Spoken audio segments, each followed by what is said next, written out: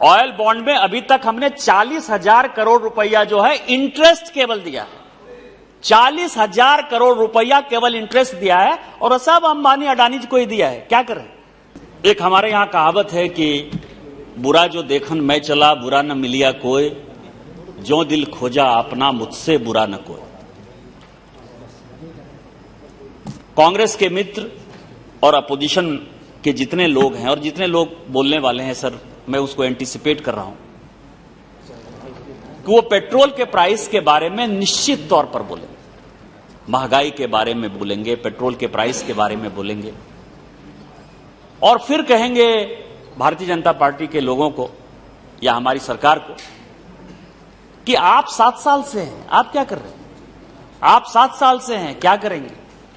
लेकिन हम क्या करें सर? क्या करें?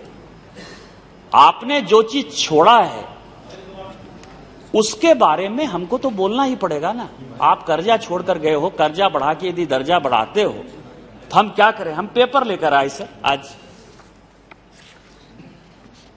ये पेपर है सर जो उत्तर सभा पटल पर माननीय पेट्रोलियम मंत्री ने रखा था।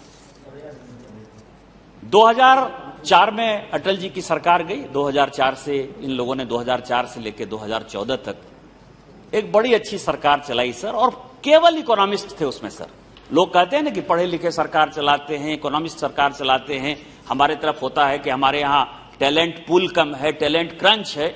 सारे टैलेंटेड लोग यूपीए में ही थे सर, और हम उनका बहुत सम्मान करते हैं। आदरणीय मनमोहन सिंह जी बड़े इकोनॉमिस्ट, रंगराजन साहब थे सर, कौशिक साहब थे, मोन्टेक सिंह अहलूवालिया साहब थे, रघुराम राजन साहब थे। आप दुनिया के सारे इकोनॉमिस्ट का नाम लीजिए, क्लिंटन के गुरु, ट्रंप के गुरु, सभी गुरु जो है भारत में ही थे सर।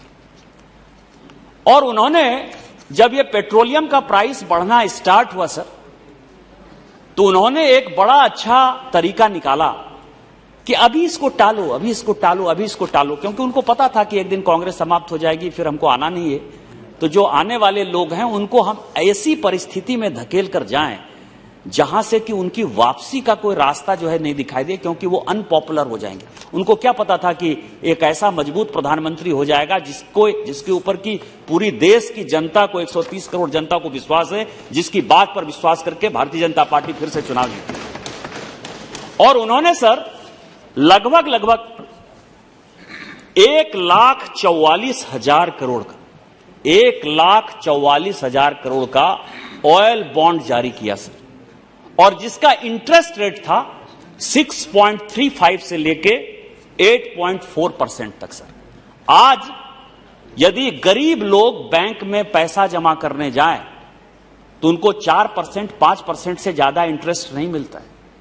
जो एम्प्लॉई हैं ईएफओ के, जो कि आप खुद ही मजदूर के नेता हैं सर, यदि आप देखेंगे तो सरकार को 8.5% से उसको डाउन करने की आवश्यकता पड़ रही है, क्योंकि वर्ल्ड मार्केट में जो है हमारा बैंकिंग सिस्टम सस्टेन नहीं कर पा रहा। आपने बिना किसी सोच के, सारे इकोनॉमिस्ट ने, सारे यूपीए के लोगों ने ये 1,44,000 करोड़ का ऑयल बॉन्ड जारी कर दिया सर। और आप समझें कि इस परिस्थिति में जब यह लौटाने की बात है, जब 2014 से है, क्योंकि कमिटमेंट है सर, भारत सरकार का कमिटमेंट है, देना है।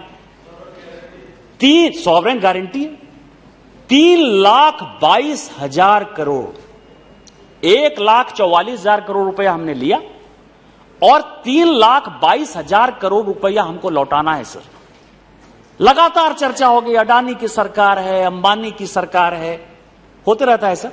जब कांग्रेस की सरकार थी तो हम लोग भी इधर से चिल्लाते थे कि टाटा की सरकार है, बिरला की सरकार है। जो बिजनेसमैन उस समय आगे बढ़ते हैं, निश्चित तौर पर मैंने सारे डिबेट डिस्कशन 1952 से सुने हैं सर, हमको कोई परेशानी नहीं है।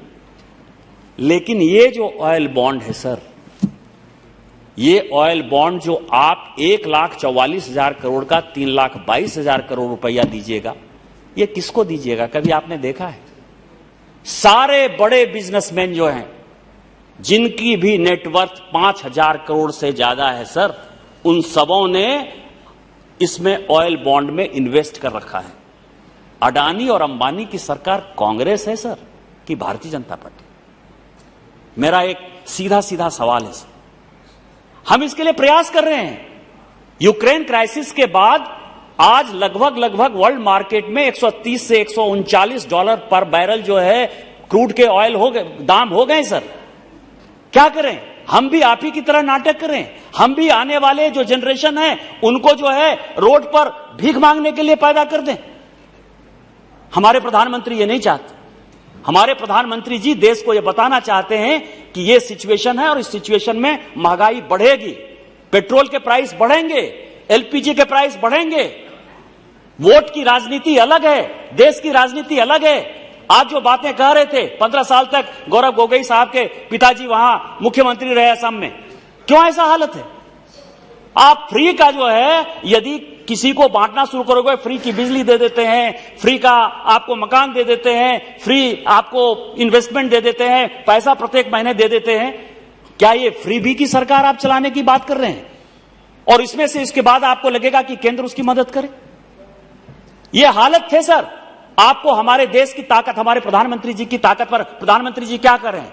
आप ऑयल ब्लेंडिंग की बात करें, आज 20% इथेनॉल यदि पेट्रोलियम प्रोडक्ट में प्रधानमंत्री जी देने की बात करते हैं, यूपीए चाहता था 5% के लिए, हम जब आए तो 10% देने की बात किए, और आज यदि हम 20% देने की बात कर रहे हैं तो हम ऑयल इंपोर्ट पर अपनी निर्भरता खत्म करना चाहते हैं। यदि आज उस दिन नितिन गडकरी साहब यदि बोल रहे थे कि हम इलेक्ट्रिक व्हीकल जो है ईवी 4 या हाइड्रोजन के से चलने वाले जो है व्हीकल को यदि बढ़ावा देंगे, और जो होने वाला है 5 साल 10 साल में, तो वही हालत होने वाला है जो 77 तक इस देश में। मैं आपको बताऊं कि यशवंतराव चौहान साहब बहुत बड़े नेता थे। यहां बैठी हुई सुप्रिया जी, यशवंतराव चौहान सेंटर जो है उनका पार्टी का ऑफिस है। वो लगातार जब वित्त मंत्री के तौर पर यहां भाषण देते थे तो एक ही भाषण देते थे कि मैं एक ऐसा वित्त मंत्री हूं जिसको कि यहां के लोगों को खाना खिलाने के लिए अनाज की आवश्यकता है, अनाज मुझे इंपोर्ट करना है। और आज सिचुएशन यह है कि उस दिन पीयूष गोयल साहब बोल रहे थे हमारी सरकार ने 50 बिलियन का एक्सपोर्ट किया है। जो इंपोर्ट कर रहा था, जो देश इंपोर्ट कर रहा था, आज वो एक्सपोर्ट कर रहा है। और यही मैं कह रहा हूं, 50 बिलियन एक्सपोर्ट पहुंचा। मैं नहीं कहता कि किसी सरकार ने काम नहीं किया, लेकिन 50 बिलियन एक्सपोर्ट हो गया। आज जो हमारी निर्भरता थी अनाज के ऊपर, जो कि बजट का एक पार्ट होता था, आज वो निर्भरता खत्म हो गई और आज हम दुनिया को खिला रहे हैं। उसी तरह से यदि हम पेट्रोल और डीजल पर अपनी निर्भरता खत्म कर लेंगे, हाइड्रोजन आ जाएगा, इलेक्ट्रिक आ जाएगा, क्योंकि पूरी की पूरी रेल जो है वो सारी इलेक्ट्रिफिकेशन पर जा रही है, सारी इलेक्ट्रिक पर चलेगी सर। यदि ये सिचुएशन पैदा हो जाएगा तो कभी भी ये सवाल पैदा नहीं होगा कि पेट्रोल के दाम बढ़ गए, डीजल के दाम बढ़ गए, इन्फ्लेशन आ गया। और आप क्या कर रहे हो? आप क्या कर रहे हो गौरव जी? आपकी सरकार में पूरा रिपोर्ट लेके आया हूं कि जो अपोजिशन की सरकार है, वैट और एक्साइज की आप बहुत बात करते हो, जनता की बात करते हो, जीएसटी में क्यों नहीं पेट्रोलियम प्रोडक्ट को ले आते हो?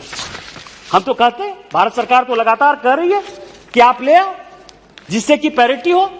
गरीबों को जो है आपकी सरकार भी फायदा पहुंचाना चाहती है, हमारी सरकार भी फायदा पहुंचाना चाहती है, लेकिन आप गरीबों के लिए चिंतित नहीं हो, किसानों के लिए चिंतित नहीं हो, आप राजनीति करना चाहते हो।